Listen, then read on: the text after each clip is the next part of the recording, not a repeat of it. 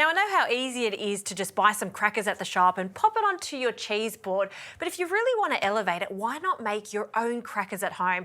These are my go-to at the moment, and they're actually gluten-free too, so everyone can enjoy them. We'll start with a base of nuts. So I've got a combination of cashew nuts and also some almonds that have been peeled. They haven't been toasted because they're going to bake in the oven. And as we know, dried fruits go so well with cheeses. So I have some apricots here, dried apricots. You can finely chop these if you like. I just find it easier just to pop straight into the food processor. I'm going to just chop them up first before I add the nuts because I do want these to be quite chunky. So, all right, that's looking good.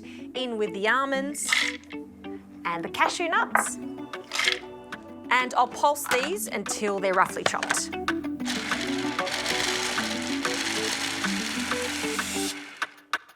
Okay, that's looking great. You can add salt to this, but I'm actually going to season it with some soy sauce. It actually works quite well with this. About a teaspoon is what we're after. It's also going to help give them a really beautiful colour. Okay, to this I need to bind it all together with an egg white. And for some extra sweetness, some honey. You could also use maple syrup for this. Fantastic. And we'll blend it one more time.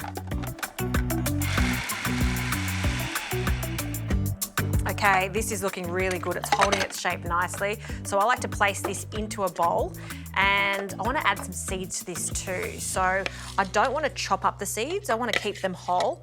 So it's highly recommended to take it out of the food processor and then fold through the seeds. Now you can use any type of seed or nut for this recipe.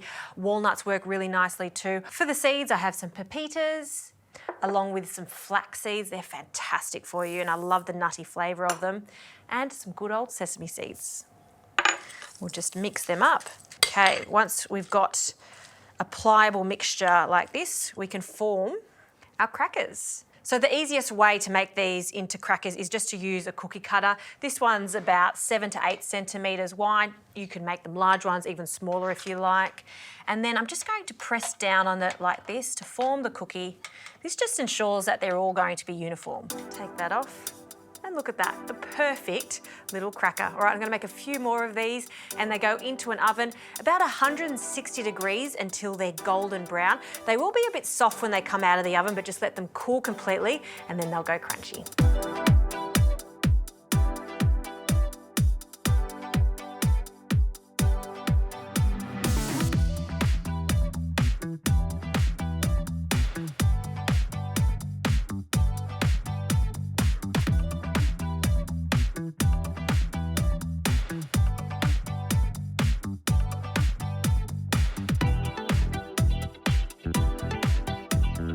All right, these crackers have come out of the oven. How good do they look? Of course, you do need to let them cool completely. And when presenting them, I like to flip them on the other side. You can see how perfectly flat they are.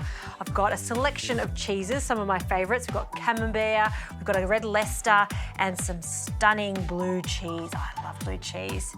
And we'll just arrange these on the platter.